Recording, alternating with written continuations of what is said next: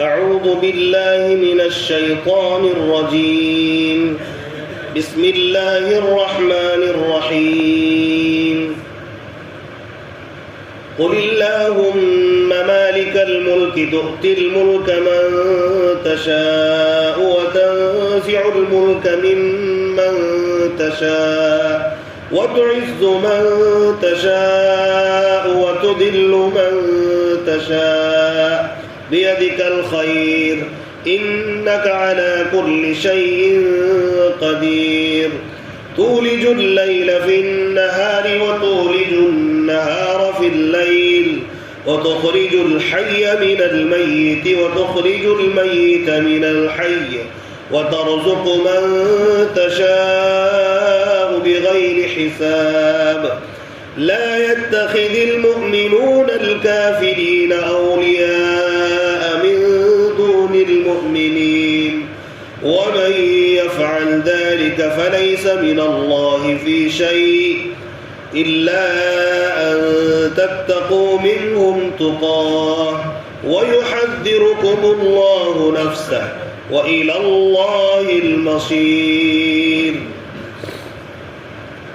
معزز حاضرین، میں نے آپ کے سامنے آیت نمبر 26 سورہ آل عمران سے میں نے شروع کی ہے. سورہ آل عمران کی آیت نمبر 26 سے میں نے تلاوت کی ہے. آیت نمبر 26 کی تلاوت پہلے بھی ہو چکی ہے گزشتہ ہفتے، اور اس کا ترجمہ اور تشریح مختصر آپ کے سامنے آ گئی تھی. میں نے تلاوت برکتاً اس کو کر لیا ہے، چونکہ بات جو ہے مکمل جو مضمون شروع ہو رہا ہے وہ یہیں سے ہے. تو اس کے بعد کی آیات سے، بلکہ ترجمہ تو یہیں سے شروع کرتے ہیں جہاں سے تلاوت کی ہے، تفسیر وغیرہ اس کے بعد کی آیت سے ہوگی. قل اللہم مالک الملک تؤتی الملک من تشاء. اے اللہ، اے نبی، اللہ تعالیٰ فرماتے ہیں اے نبی آپ یوں کہیے، اے اللہ تو بادشاہوں کا بادشاہ ہے. مالک الملک، ملک کا بادشاہ، یعنی کہ تمام سلطنتیں بادشاہتیں تیرے لیے ہے. سلطنت کا مالک ہے. تؤتی الملک من تشاء، جس کو چاہتا ہے سلطنت عطا کرتا ہے، بادشاہت عطا کرتا ہے. وتنزع الملک ممن تشاء، جس سے چاہتا ہے بادشاہت چھین لیتا ہے. وتعز من تشاء، جس کو چاہتا ہے عزت دیتا ہے. وتذل من تشاء، جس کو چاہتا ہے ذلیل کرتا ہے. بیدک الخیر، خیر سارا خیر تیرے ہی ہاتھ میں، تیرے قبض قدرت میں ہے. انک علی کل شیء قدیر، یقیناً اللہ تبارک و تعالی ہر چیز پر قادر ہے. جب بھی آدمی کو دین کا کام کرتے ہوئے کبھی ذلت اٹھانی پڑے، وہ یہ سوچے کہ اللہ ہی اس کا مالک ہے، اور اگر عزت ملے تو اللہ ہی اس کا مالک ہے. اور اس وجہ سے کہ میری عزت چلی جائے گی، ذلیل ہو جاؤں گا، دین کا کام چھوڑ دینا، دین کی بات نہ کرنا، یہ میں سمجھتا ہوں کہ آدمی کو اس پر غور کر لینا چاہیے کہ ذلت وغیرہ جو ہے یہ اللہ تبارک و تعالیٰ کی طرف سے نازل ہوتی ہے. وقتی طور پر ہمیں لگتا ہے کہ ہمیں ذلت ہو رہی ہے، لیکن اللہ تبارک و تعالیٰ دین کے راستے سے ذلت نہیں بلکہ عزت دیتا ہے. تولج اللیل فی النہار وتولج النہار فی اللیل وتخرج الحی من المیت وتخرج المیت من الحی وترزق من تشاء بغیر حساب. اللہ تبارک و تعالیٰ رات کو دن میں داخل کرتا ہے اور دن کو رات میں داخل کرتا ہے.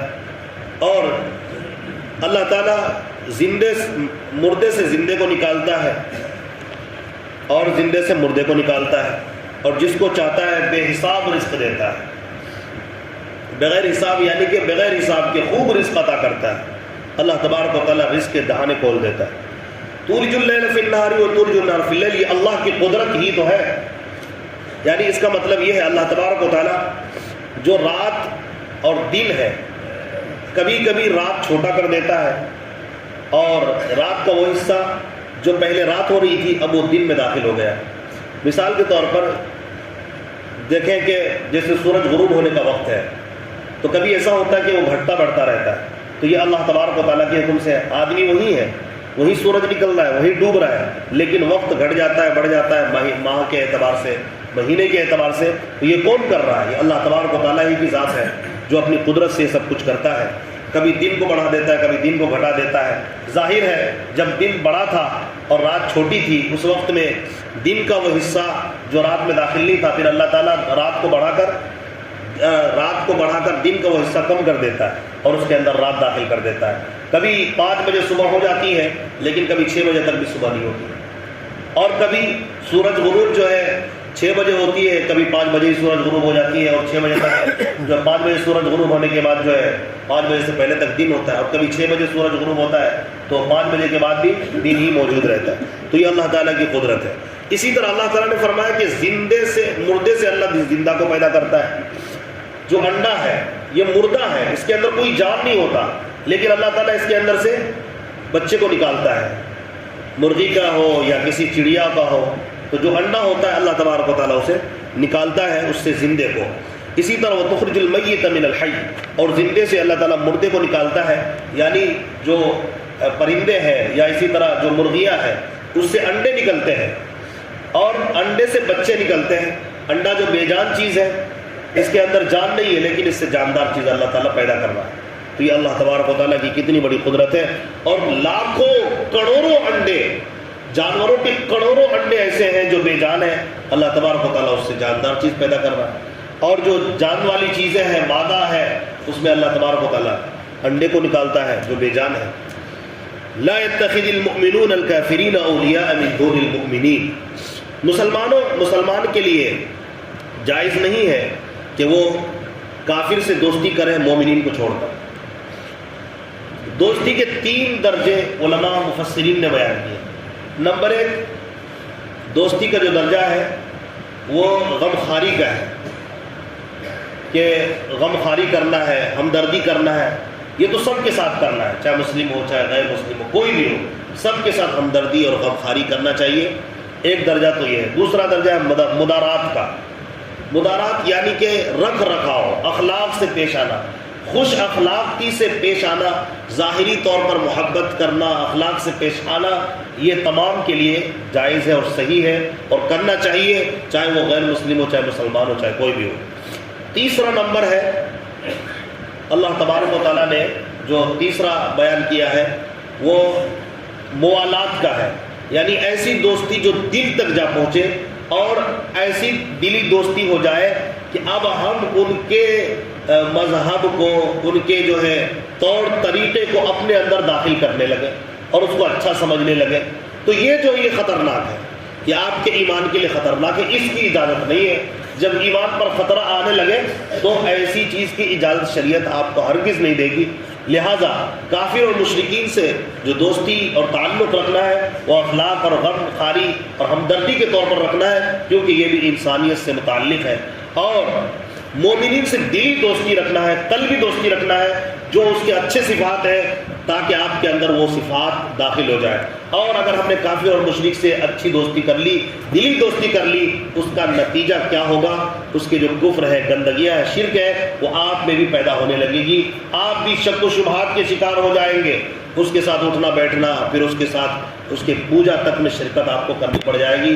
یہی وجہ ہے کہ ہمارے بہت سارے، میں کچھ کو کیا کہوں، بہت سارے ایسے احباب ہیں، اللہ حفاظت فرمائے، جو جب مشرکین اور کفار کی عیدیں ہوتی ہے تو اس کے اندر مبارکبادی ہے. یہ شرک نہیں تو کیا ہے؟ یہ شرک نہیں ہے. مبارکبادی مبارک چیزوں کو دی جاتی ہے. یہ شرک، یہ تو گندگی ہے. انما المشرکون نجس، یہ مشرکین تمام کے تمام ناپاک ہیں. اس کے دل کے اندر شرک کی گندگی ہے، اور یہ پوجا کسی غیر اللہ تبارک و تعالیٰ کو چھوڑ کر کسی اور کی پرستش کرنا اور اس کو اچھا سمجھنا، یہ بہتر ہے. مبارکبادی کا مطلب ہے مبارک اچھا کہنا، یہ بہت اچھا کر رہا ہے. یہ کہنا یہ تو غلط ہے، یہ تو شرک میں آدمی داخل ہو جائے گا. اسی لیے آدمی کو سوچنا چاہیے کیا کرنا. اور لوگ آج کل واٹس ایپ میں سوچتے ہیں واٹس ایپ میں ہی تو تحریری تو جاری ہے نا، کیا ضرورت پڑ گئی ہے؟ اتنا زیادہ کفار و مشرکین کے سامنے ذلیل ہونے کی کیا ضرورت ہے کہ آپ اپنے ایمان کا بھی سودا کر لیجئے. ایمان اتنا سستا نہیں ہے، ایمان بہت قیمتی چیز ہے. اسی پر جنت و جہنم کا فیصلہ ہونے والا ہے. اگر ایمان کے بغیر مر گئے تو اللہ کی قسم ہمیشہ کے لیے ذلت ہوگی، ہمیشہ کے لیے عذاب سے گزرنا پڑے گا. دنیا کی کوئی طاقت ہمیں عذاب سے نہیں بچا سکے گی. یومئذ تعرضون لا تخفی منکم خافیہ، کہ کل قیامت کے دن آدمی کچھ بھی پیش کر دے گا، کچھ بھی پیش کر دے گا، پوری دنیا پیش کر دے، لیکن اللہ تبارک و تعالیٰ کے یہاں قابل قبول نہیں ہوگی کہ اس کو عذاب میں ذرہ برابر بھی کمی کر دے. ذرہ برابر بھی کمی نہیں ہوگا. اتنا زیادہ ذلیل ہونے کی، اتنا زیادہ جھکنے کی ضرورت نہیں ہے. بس ہم اخلاق پیش کریں، جو کر رہا ہے کرنے دیں. جہاں تک جب عبادت کی بات آ جائے گی اور اللہ کے علاوہ کی عبادت کی بات آ جائے گی، وہاں ہم اپنے آپ کو پرہیز میں رکھنا ہے، اپنے آپ کو بچا کے رکھنا ہے. آج یہ دوستی کا نتیجہ کیا ہو رہا ہے پتہ ہے آپ کو؟ ہماری نسلیں مرتد ہو رہی ہیں. ہماری نسلیں کیا ہو رہی ہیں؟ مرتد ہو رہی ہیں. پہلے لوگ آدمی ایک دوسرے سے دوستی محبت کرتے ہیں، پھر ان کے بچے کرنے لگتے ہیں، اور بچوں کو تو نہ دین سے واسطہ ہے، نہ نماز سے، نہ قرآن سے. اب یہ دوستی کے چکر میں لڑکا لڑکی دوستی کرتے ہیں اور بھاگ جاتے ہیں، اور اس کے بعد جو ہے ماں باپ کو لات مارتے ہیں، ماں باپ کو بھول جاتے ہیں، اور پوری زندگی کفر و شرک کی گندگی میں گزر رہی ہے. یعنی اتنا ذلیل ہونے کی وجہ یہ ہے کہ دلی دوستی یہ حرام ہے. حرام ہے، کان کھول کر سن لیجیے. کافر اور مشرک سے دلی دوستی کس قدر کیوں ہوگی؟ کیوں؟ یہ سوال ہے. جس دل میں اللہ کی محبت ہوگی، جس دل میں رسول کی محبت ہے، جو پاکیزہ محبت ہے، قرآن کی محبت ہے، وہاں گندے محبت کی کوئی ضرورت نہیں ہے، نہ کوئی جگہ ہے. جو اللہ اور اس کے رسول کے پکے دشمن ہے، جو قرآن کے پکے دشمن ہے، کفر و شرک یہ دشمنی ہے اللہ اور رسول سے اور قرآن سے اور حدیث سے. یہ آپ کے بھلے دوست ہو سکتے ہیں، آپ کے جسم کے دوست ہو سکتے ہیں، آپ کی باتوں کے دوست ہو سکتے ہیں، لیکن قرآن حدیث کے دوست نہیں ہیں. یہ یاد رکھیے گا. ایک لحاظ سے محبت بھی کرنا ہے اور دوسرے لحاظ سے اس سے دوری بھی بنائے رکھنا ہے. اس چیز کو اچھی طرح سمجھ لینی چاہیے تاکہ آپ کے نسلوں پر اس کا اثر نہ ہو. اللہ تبارک و تعالیٰ ہمیں حفاظت فرمائے. اب دیکھیے اگلی آیت میں اللہ تعالیٰ نے فرمایا وَمَن يَفْعَلْ ذَلِكَ فَلَيْسَ مِنَ اللَّهِ فِي شَيْءٍ إِلَّا أَن تَتَّقُوا مِنْهُمْ تُقَاةً. مگر جو اس طرح کرتا ہے اللہ تبارک و تعالیٰ سے شخص کا کوئی تعلق نہیں ہے. یہ اللہ خود کہہ رہا ہے. اگر آپ نے دلی دوستی کر لی کسی کافر اور مشرک سے تو اللہ تعالیٰ سے آپ کا کوئی تعلق نہیں ہے. اللہ ہم سب کی اس گندگی سے حفاظت فرمائے. الا ان تتقوا منهم تقاة، مگر یہ کہ ان سے تم کچھ بچاؤ کے لیے اگر کرو تو ٹھیک ہے، یعنی وہی خوش اخلاقی سے پیش آنا وغیرہ. وَيُحَذِّرُكُمُ اللَّهُ نَفْسَهُ، اللہ تبارک و تعالیٰ تم لوگوں کو اپنی ذات سے ڈراتا ہے. وَإِلَى اللَّهِ الْمَصِيرُ، اللہ کی طرف لوٹنا. ڈر تو صرف اللہ اور خالق کا ہی ہونا چاہیے، اس کے علاوہ کسی سے ڈرنے کی کوئی ضرورت نہیں ہے. قُلِ اخْفُوا مَا فِي صُدُورِكُمْ وَتُبْدُوهُ يَعْلَمُهُ اللَّهُ، آپ کہہ دیجئے کہ جو کچھ تم دلوں میں چھپاتے ہو یا جو کچھ تم ظاہر کرتے ہو اللہ اسے جان لیتا ہے. اللہ اسے جانتا ہے جو تمہارے دلوں کے اندر چل رہا ہے. وَيَعْلَمُ مَا فِي السَّمَاوَاتِ وَمَا فِي الْأَرْضِ، اور اللہ تبارک و تعالیٰ جو کچھ زمین میں ہے، جو کچھ آسمان میں ہے، اس کو بھی جانتا ہے. وَاللَّهُ عَلَى كُلِّ شَيْءٍ قَدِيرٌ، اور اللہ تعالیٰ ہر چیز پر قادر ہے. يَوْمَ تَجِدُ كُلُّ نَفْسٍ مَا عَمِلَتْ مِنْ خَيْرٍ مُحْضَرًا، اس دن کو یاد کریں جس دن ہر شخص کو جو اس نے کیا ہے، خیر کیا ہے یا برا کیا ہے، وہ اس کو پا لے گا. تود لو ان بینہا وبینہ امدا بعیدا، جب وہ بری چیز کو دیکھے گا اپنے نام اعمال میں تو وہ یہ تمنا کرے گا، جس دن وہ یہ تمنا کرے گا کہ اس کے اور اس کے گناہوں کے درمیان دور دور تک کا اس کے نام اعمال اور اس کے جو نام اعمال اس کے سامنے پیش کیا گیا ہے اس کے اور خود اس کے درمیان جو ہے بہت دوری کا واسطہ ہوتا تو زیادہ بہتر ہوتا. یہ اس کی تمنا کرے گا. یہاں تو ہاتھ میں پیش کر دیا گیا ہے، اب دوری کا کیا مطلب ہے. وَيُحَذِّرُكُمُ اللَّهُ نَفْسَهُ، اور اللہ تبارک و تعالیٰ پھر اللہ تعالیٰ فرماتے ہیں اللہ تعالیٰ اپنی ذات سے ڈرنے کا تم کو حکم دیتا ہے، ڈراتا ہے. وَاللَّهُ رَءُوفٌ بِالْعِبَادِ، اور اللہ تبارک و تعالیٰ بندوں کے ساتھ نرمی کرنے والا ہے، بندوں کے ساتھ رحم و کرم کا معاملہ کرنے والا ہے. قُلْ إِن كُنتُمْ تُحِبُّونَ اللَّهَ فَاتَّبِعُونِي يُحْبِبْكُمُ اللَّهُ وَيَغْفِرْ لَكُمْ ذُنُوبَكُمْ وَاللَّهُ غَفُورٌ رَحِيمٌ. کہہ دیجئے اے نبی، کہہ دیجئے اگر تم اللہ سے محبت رکھتے تو میری اتباع کرو. اللہ تبارک و تعالیٰ تم سے محبت کرے گا اور اللہ تعالیٰ تمہارے گناہوں کو معاف کر دے گا، اور اللہ تعالیٰ بخشنے والا ہے، رحم کرنے والا ہے. جو بندہ یہ کہتا ہے کہ مجھے اللہ سے محبت ہے، اسے چاہیے کہ وہ نبی کی اتباع کرے. نبی کا نام لینا، نبی پر درود بھیجنا یہ کافی نہیں ہے. یہ بھی ایک ضروری حق ہے کہ نبی کا نام لیا جائے، نبی کے پر درود بھیجا جائے، لیکن اصل حق یہ ہے کہ نبی کی اتباع کریں، نبی کی بات مانیں، نبی کی اطاعت کریں. یہ اصل چیز ہے. اگر کہتے ہیں کہ ہمیں اللہ سے محبت ہے، اور کون ہے مومن بندہ جو یہ نہ کہے کہ مجھے اللہ سے محبت ہے؟ ہر شخص کہتا ہے اور رکھتا بھی ہے اللہ سے محبت. اللہ سے بڑھ کر کسی اور کی محبت اس دل کے اندر آ ہی نہیں سکتی مومن کے. اللہ تعالیٰ اس کے بعد محبت بھی کرے گا اور اللہ تبارک و تعالیٰ گناہوں کو بھی معاف کر دے گا. تو محبت اللہ سے چاہتے ہیں کہ اللہ کے ہم قریب ہو جائیں، اللہ تعالیٰ ہم اس سے محبت کرنے والے بن جائے، اللہ راضی ہو جائے۔ پوری زندگی کا خلاصہ یہی ہے کہ اللہ راضی ہو جائے اور اسی رضامندی کی حالت میں ہم مرے بھی۔ اللہ ہمیں اپنے پاس ایسی حالت میں بلائے کہ اللہ ہم سے راضی ہو، تو اس کے لیے چاہیے کہ ہم آئیڈیل اور نمونہ اور نبی پاک علیہ السلام کے طریقے کو اپنائیں، نبی صلی اللہ علیہ وسلم کو نمونہ بنائیں، آئیڈیل بنائیں ہر معاملے میں، ہر شعبے زندگی میں۔ قل اطیعوا اللہ والرسول، کہہ دیجئے کہ اللہ کی اور رسول کی اطاعت کریں۔ فَإِن تَوَلَّوْا فَإِنَّ اللَّهَ لَا يُحِبُّ الْكَافِرِينَ، مگر جو لوگ، اگر وہ لوگ پھر جاتے ہیں جن کو کہا جاتا ہے کہ اللہ اور اس کے رسول کی اطاعت کریں، اگر وہ روگردانی کرتے ہیں، یقیناً اللہ تبارک و تعالیٰ کافرین سے محبت نہیں کرتا۔ إِنَّ اللَّهَ اصْطَفَىٰ آدَمَ وَنُوحًا وَآلَ إِبْرَاهِيمَ وَآلَ عِمْرَانَ عَلَى الْعَالَمِينَ، یقیناً اللہ تبارک و تعالیٰ حضرت آدم علیہ السلام کو، حضرت نوح علیہ السلام کو اور اسی طرح آل ابراہیم اور آل عمران کو منتخب کر لیا عالمین پر، یعنی عالمین پر، دنیا والوں پر اللہ تعالیٰ نے انہیں منتخب کیا۔ ان وقت میں اللہ تبارک و تعالیٰ نے انہیں تمام دنیا والوں پر فضیلت عطا کی۔ حضرت آدم جو سب سے پہلے نبی ہے، حضرت نوح علیہ السلام جو ان کے بعد میں آئے، اسی طرح حضرت ابراہیم علیہ السلام، ان کے آل اولاد میں بہت سارے انبیاء کرام تشریف لائے۔ تو اللہ تعالیٰ انبیاء کو تو دوسروں پر فوقیت دیتے ہی ہیں عالمین پر۔ یہاں وہ آل عمران، ایک تو عمران یہ حضرت حضرت مریم علیہ السلام کی والد کا نام ہے، وہ بھی مراد ہو سکتا ہے۔ اسی طرح حضرت موسیٰ علیہ السلام کے والد کا نام بھی عمران ہے، تو وہ بھی مراد ہو سکتا ہے۔ تو اللہ تعالیٰ ان کو فضیلت عطا کی۔ ذریۃ بعضھا من بعض واللہ سمیع علیم، یہ ایک دوسرے کی نسل سے ہے اور اللہ تبارک و تعالیٰ سننے والا، جاننے والا ہے۔ اذ قالت امرأة عمران ربی انی نذرت لک ما فی بطنی محررا فتقبل منی انک انت السمیع العلیم۔ یہاں سے اللہ تعالیٰ نے ایک واقعہ بیان کیا، اس واقعے کو سمجھیے۔ حضرت عمران کی بیوی، اذ قالت امرأة عمران ربی انی نذرت لک ما فی بطنی، حضرت عمران کی بیوی حضرت مریم علیہ السلام کی والدہ، حضرت مریم علیہ السلام کی والدہ، یہ حضرت عمران کی بیوی، ان کے بارے میں آتا ہے انہوں نے ایک مرتبہ نظر مانی جب وہ حاملہ ہوئی کہ جو بچہ میرے پیٹ میں ہے اگر یہ پیدا ہو جائے اور یہ لڑکا ہو تو میں اس کو مسجد بیت المقدس کے لیے ہمیشہ کے لیے وقف کر دوں گی، یہ ہمیشہ اسی میں خدمت وغیرہ کرے گا۔ تو یہ انہوں نے ارادہ کیا، اسی کو کہہ رہے ہیں۔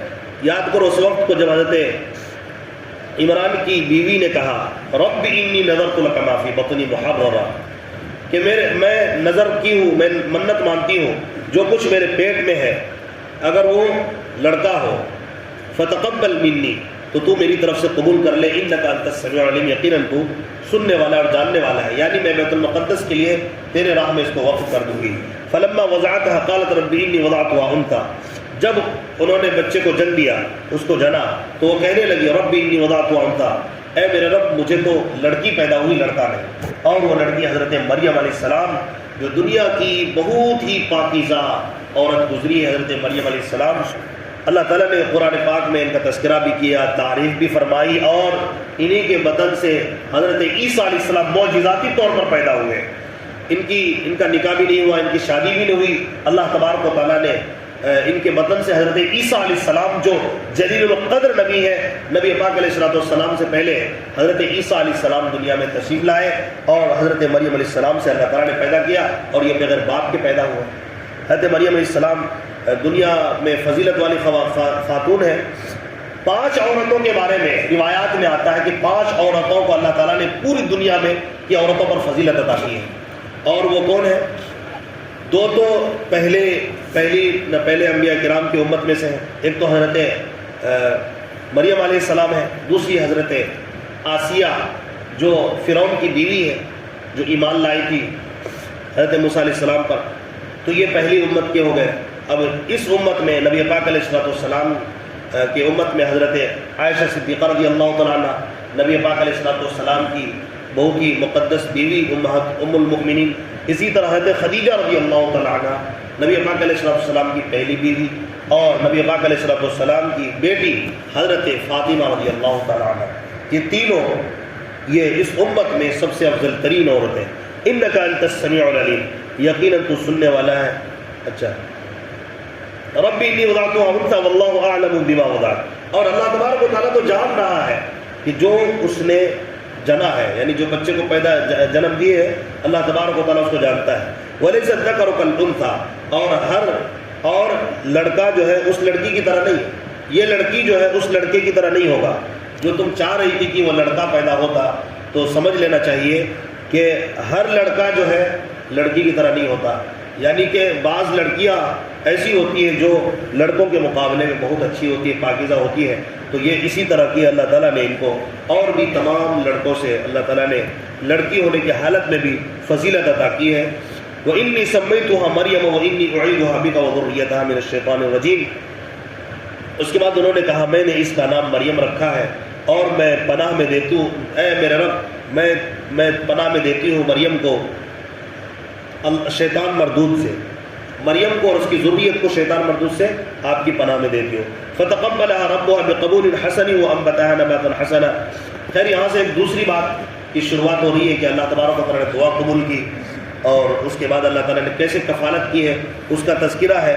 وقت کافی ہوتا جا رہا ہے، لہٰذا میں یہی اپنی بات ختم کر رہا ہوں، جو اگلی باتیں انشاءاللہ پھر اللہ تبارک و تعالیٰ تمام کو آخرت کی تیاری کی توفیق عطا فرمائے، اور قرآن پاک سے دلچسپی اور محبت کی توفیق عطا فرمائے، اور اللہ تبارک و تعالیٰ ہمیں اپنے نبی صلی اللہ علیہ وسلم سے خوب محبتیں پیدا فرمائے اور سنت پر عمل کرنے کی توفیق عطا فرمائے۔